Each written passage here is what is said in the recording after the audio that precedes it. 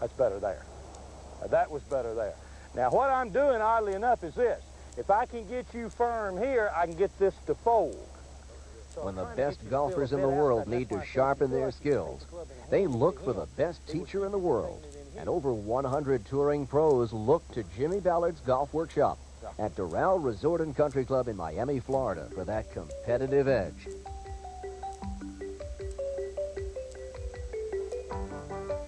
Like Jimmy Ballard, the Doral name stands for excellence. Spread over 2,400 acres, Doral offers sun and relaxation,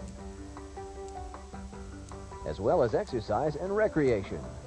It's the home of the luxurious Doral Saturnia International Spa Resort, nationally recognized as one of the top spas in the eastern United States. But it's championship golf that Doral is best known for. 99 challenging holes spread over 6 courses, including the infamous Blue Monster, site of the Doral Open on the PGA Tour since 1962. At Doral, the adage "practice makes perfect" rings loud and clear. A lighted driving range on the resort side offers guests a constant workout. And if you need assistance with your swing, then head down the range to the Jimmy Ballard Golf Workshop, where high handicappers and scratch players practice the true fundamentals under the watchful eye of Jimmy Ballard. Jimmy has been teaching golf for nearly 3 decades, and over that time he's devised a definitive and organized method to enable golfers to understand the fundamental golf swing. For years, he studied the great ball strikers, Hogan, Snead, Nelson, and found similarities in all their swings.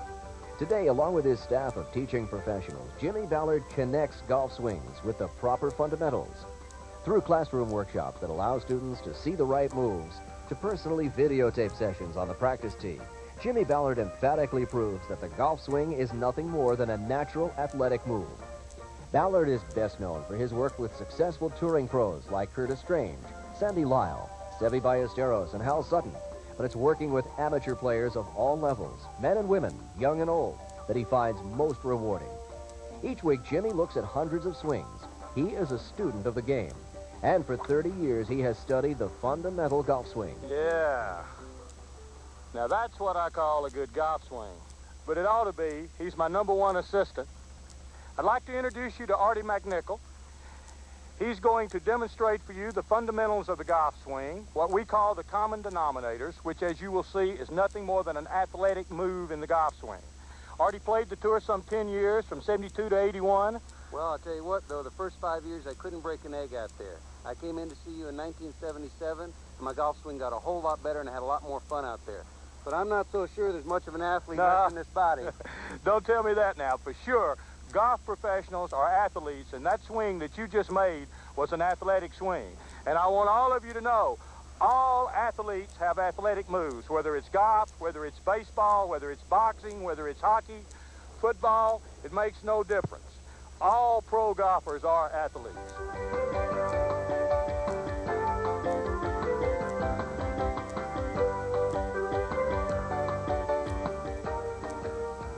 When Ben Hogan captured 6 majors in the 1950s, his swing was connected. When Jack Nicklaus took the tour by storm as a 22-year-old, he fired the right side. Today, all the world's great ball strikers employ the same basic fundamentals. They all begin with a braced, connected address, with their arms connected to their body, forming a V or a triangle. When the club goes to waist high, the triangle is taken away with center. All great players then shift their weight into the brace of the right leg. The right foot and right knee begin the downswing or falling with the shaft of the club sprung, not pulled. They then fire the entire right side with the triangle back intact at impact. At waist high, the club is released with the belt buckle and center facing the target. And all great ball strikers complete the swing in a straight and balanced finish. Today, Jimmy Ballard will review the 7 common denominators of the fundamental golf swing.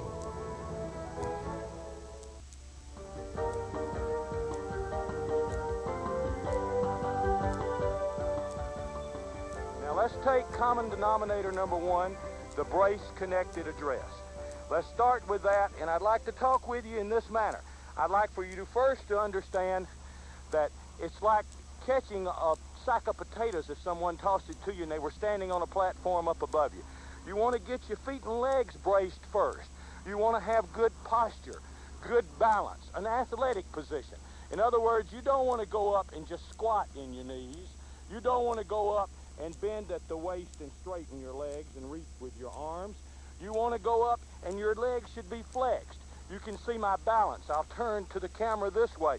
If I reach and bend or stretch out, that's very poor posture. Can you see if I get good posture, my spine is relatively straight. Hogan referred to this like sitting on a shooting stick or the feeling of sitting on a bar stool. From there, let's talk about how you would connect the arms to the body to the braced legs. That's connection. What we're talking about is taking the left arm and feeling that we connect it to our left shoulder. Now let's remember first of all where our left shoulder is. Our left shoulder is the pec muscle and the lat muscle, not the shoulder joint or socket. So we connect the left arm to the left shoulder. We connect the right arm here to the right shoulder. Now we've got our arms connected to our shoulders, not reaching from the sockets.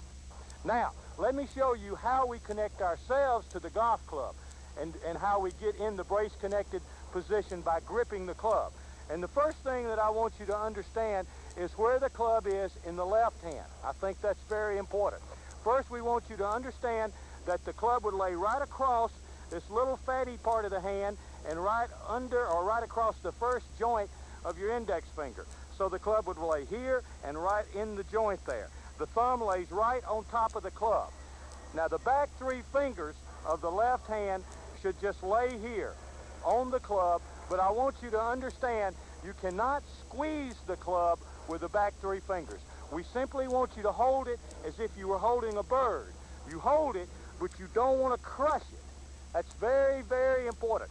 If you squeeze with the back three fingers of your left hand, all you're doing is tightening up from your elbow down. So therefore, if the back three fingers lay on there, you can hold the club firm, but you don't want to squeeze it. Now, when it comes to the right hand, I want you to understand here that the club lays right underneath the fatty part of the hand on the two middle fingers here, and it lays right in these joints here, right there. That's what I want you to, way I want you to grip the club with your right hand. So the club would be laying across the pad in the left hand and just hooked underneath the little fatty part and in the joint there with the thumb on top. And then the right hand, it will be in the two middle fingers here. Now, what will happen is we want you to feel like you extend your arms, and it's almost like a clap hand position. We want your palms facing each other in this manner here. And you can see how we make one unit with the hands, and there everything is square. Now that we're in the brace-connected address, let's go to common denominator number 2, which is what we call or term triangle and center. But before I do that, let me explain centrifugal force. Centrifugal force is like holding a string here and having a rock on the end of it. The faster you move this and hold the position, the outer force is created by the rock, and that creates the outer force. So the faster I would swing the string here, the faster the rock would twirl around my head. Well, the same thing applies in the golf swing, except for one thing. We have 2 sockets and 2 joints in the shoulders. We have 2 sockets and 2 joints in the hips. So the idea is, once we're in the brace-connected address and we address the ball here, do you see how my shoulder joints, in relation to my hands and arms, would form a V or a triangle? It's very, very important that you understand, for this V or for this triangle to go away together, the center of my golf swing is my chest. So we use the reference point as the center of the chest as the same as holding the string.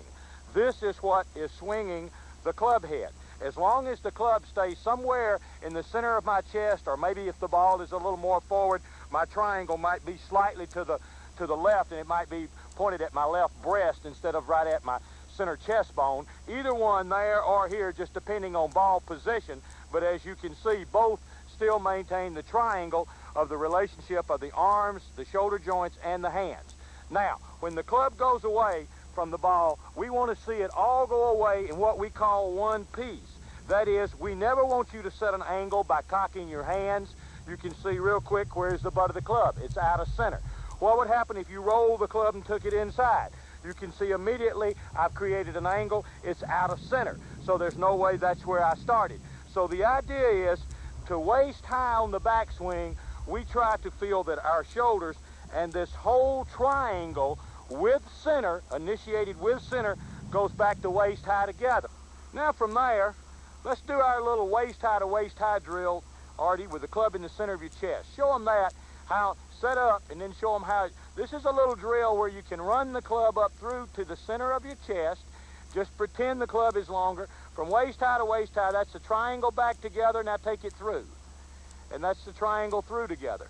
Do you see how all that happened there is Artie had the club, had his original position, and he was connected. Everything is square. He simply took his center, his spine, he shifted the weight into the right leg on the waist high, and now he can go through the ball with the legs, and the arms never change. It's like what we call the dog wags the tail, meaning the body is swinging the arms. We do not think the tail can wag the dog. We do not think you can swing your arms and hold your body still and make an athletic move. Go back and forth and you can see the athletic move here. To waist high, to waist high. That's a great drill. So the idea is the triangle is formed by the arms in relation to center. The triangle should be intact at waist high going back. The triangle should be intact at waist high going through.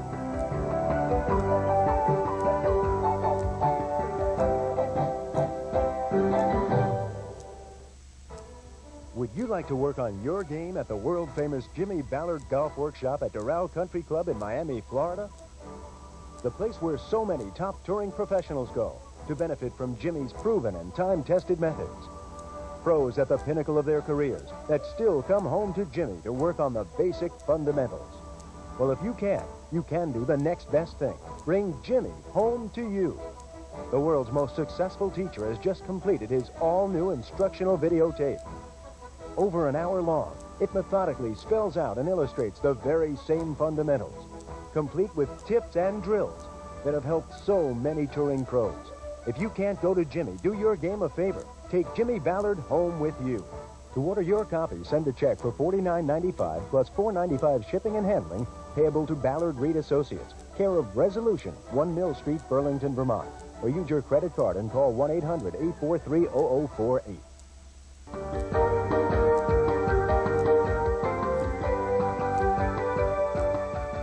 Common denominator number 3 is coiling the triangle into the brace of the right leg. Now, before we can do this, you must understand some things in the golf swing. People have been told for years and years and years to hold their head down and still throughout the golf swing. That's impossible to do. It's impossible to do for this reason. Your head weighs approximately 17 pounds. How in the world can a person take their head, hold it down, try to do anything athletic holding a 17-pound weight here and swinging around it? To me, it's one of the most ridiculous things you could tell an athlete to do. You paralyze them right there. What we want you to understand is this, and we want to give you some ideas on how it works. Number one, this head is nothing more than a 17-pound weight on the end of your spine. In the golf swing, your spine is the center of both of your shoulders. Now, I want you to think of something. How could you take the triangle away if you simply took your arms away and you never moved your spine? There's no way. So the idea is the spine has to move in the golf swing. It has to move if you're throwing something. It would have to move if you're hitting something. You can't hold your spine still and hit something. So if your spine moves, your head has to follow. Now let me give you some ideas on how some of the great ball strikers do this. Let's first take Jack Nicklaus, one of the greatest ball strikers that's ever been. The first thing that Jack does in the golf swing to initiate his backswing is he moves his head. Watch him closely.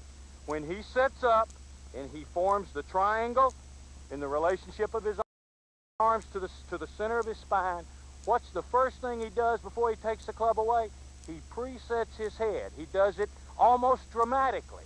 He sets up right before he takes it away. He makes a big move with his head here, which automatically sets his balance. By going here, he's cut his eyes. His balance is behind the ball before he starts. Hogan does the same thing in a little more of a subtle way. They both put their head here. What does that do? That frees the shoulders and the spine so that it can move to the right. And what I'd like for you to do, load the right side up for him here now. About waist high?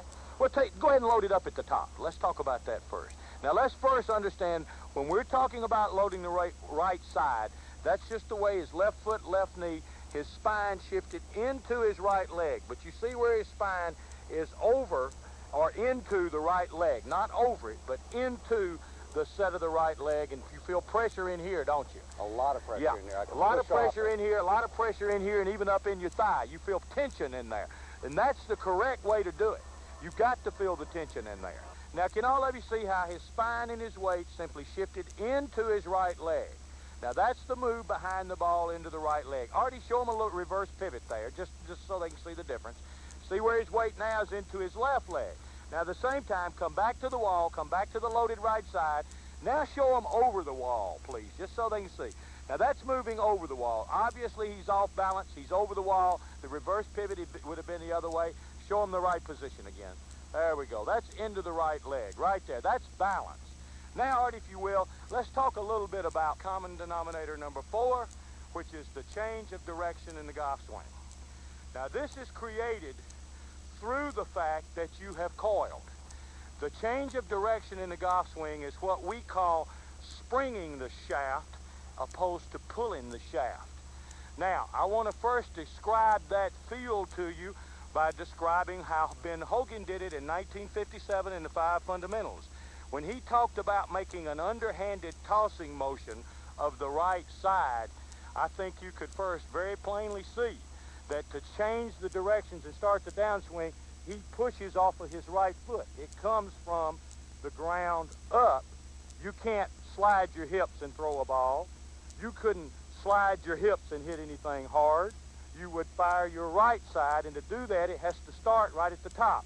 So we use the example a lot of times to try to create a feel for you of a person tossing a ball. Would you start from the top to toss a ball by pulling down with your right side, or would you start from the top by firing your right side from the ground up and letting that spring your arm, and that would bring your whole right side down? You wouldn't throw by pulling. You wouldn't throw by tucking your right elbow in, and you sure couldn't toss a ball across those hedges there by staying back. You'd have to let your right side go. And to do that, it starts from the top with what we call spring the shaft, work the toe of the club from the ground up. In other words, the right foot, the right knee springs that shaft. There's power. Now from there, Artie, if you will, show them how, just a little if you could, spring the shaft a little for us there. That's the springing. That's springing the shaft with the right side. That's power. Now show them what would happen if you pulled with your left arm. There. Now, if you will, Artie, what we'd like to show them, take it back to the top again now.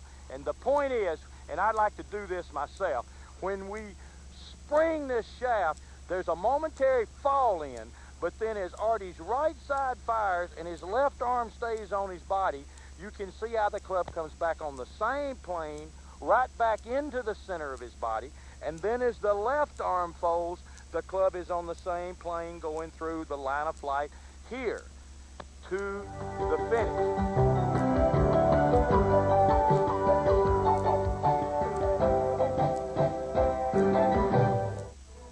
Would you like to work on your game at the world-famous Jimmy Ballard Golf Workshop at Doral Country Club in Miami, Florida?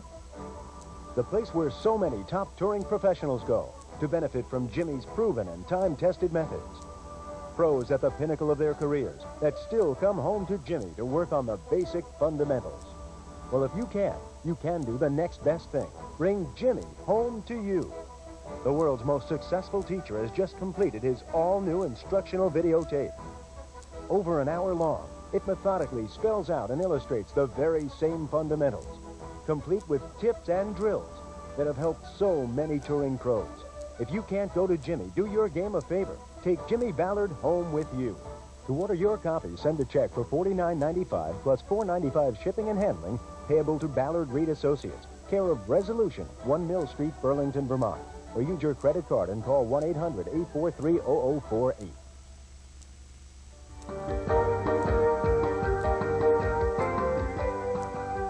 Common denominator number 5 is the firing of the right side. We tell people all the time, never can you get to the top of the swing and pull the butt of the club at the ball. If you pull the butt of the club at the ball, even though you would be loaded into your right leg, if you make a pulling motion with the butt of the club and the butt of the hand, do you see how that will stiffen your arm? By pulling down, your hips will slide laterally, blocking you across the line of flight. If you load into the right, fire your right side, let the left elbow fold down, the club will square up at impact, the right hip will unwind down the line of flight, and you'll finish on your left side with a straight balanced finish. Understand, the only way I can hit a descending blow down that line is for my left elbow to fold down as I go through the ball and for my right side to fire down the line of flight. Now, how in the world could you fire down the line of flight if you tried to stay behind the ball? I want everyone to understand, if you get into your right side and you slide your hips and pull your left arm, you stay behind the ball, the low point of your arc would be here, hitting up and across the line of flight into the block position. If you get back to your right and you start it with the tossing motion of the right side and you feel like the butt of the club squares back up into the center of your chest here, that squares it up. That's the right side going down the line of flight. A perfect example of that would be Gary Player and Lee Trevino. Notice how in their golf swings, when they're playing well, once they're into their right leg, when they go through the ball firing their right side, they take a step. That's very, very important. I call that walking to the bank. When your right side fires, I say they're going to the bank. If a man stays behind it, he's going to hit up and across it, and he's falling away from the shot, coming up out of every shot. Now let's talk about common denominator number 6. Common denominator number 6 is maintaining the triangle at waist high through the ball. Now what that shows us is we want the club traveling the fastest through the ball. We want the whole right side in the body releasing through the ball. For that to happen, we try to give you a checkpoint not at the ball because you'd have to stop it. We try to give you a checkpoint through the ball. What you should do is hit some punch shots first, just what feels like punch shots. You'd be surprised, sometimes they're not. And hit some shots and feel like when you go through the ball, just feel like your left elbow folds down, feel like the butt of the club is right at your belt buckle, and just feel like the toe is in the air. If you do that, can you see that's where you were at impact, and that's where it would be here. Now, to do that, the left elbow has to fold down. A little drill to do that would be the little finger down the shaft drill, the feeling of the toe in the air. That's where you should be at waist high through the ball. You should be able to take your body, bring it back, and set it down and be in your original position. Now, again, to do that, you can't do that if you're told to pull the left arm at the ball. You can see where the straight left arm would pull the heel of the club at the ball here, opposed to letting you release the toe of the club down the line. And anytime your left arm would be stiff and pulling, it would be blocking you back. And in doing that, can you see where you'd be hitting under, up, and across the line? And that would be a short arc through the ball. To have a big arc through the ball, we must fold the left elbow down, fire the right side. Now look at the extension and how much bigger my arc is there than it would be here. See what a short arc I would have. All of this is saying the same thing. This is getting you to hit a descending blow down and through the ball, down the intended line of flight instead of across the line of flight. You're watching ESPN, the Total Sports Network.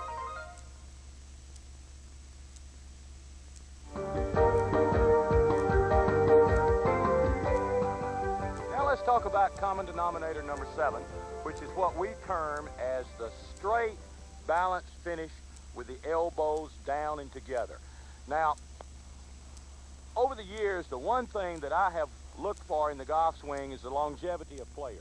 I've always felt that great players, when you truly look at your great players last 10 years or longer. I don't know how some of these players last 5 years with the way they bow their backs and the way they go through the ball.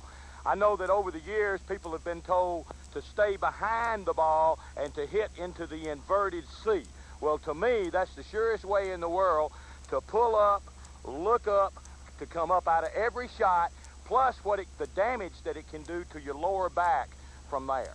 Now, what we have found out in the history of the game, every great player who's lasted more than 10 years, all of them finish over on their left side. Their spine is straight, and they have what we term as a straight balance finish with the weight all on their left side.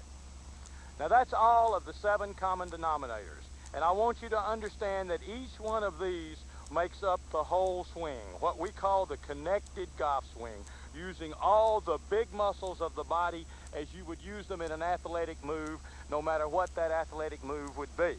Now, we use video so much in our teaching today, and we think it's probably cut our teaching time in half. We used to tell the good players when they would come to see us that to build a great golf swing, it would take 5 years, and it did. But now with video, we're able to prove points so much quicker, and you can do the same thing. Prove it to yourself. Put yourself on video, see where you are, and then take a look at what we've shown you here on where you should be.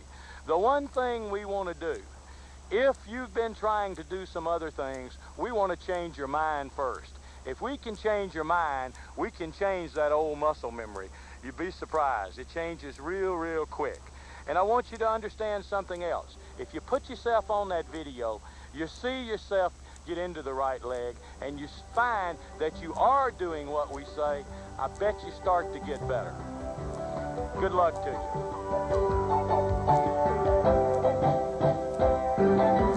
The preceding has been a production of Reed Dolph Incorporated.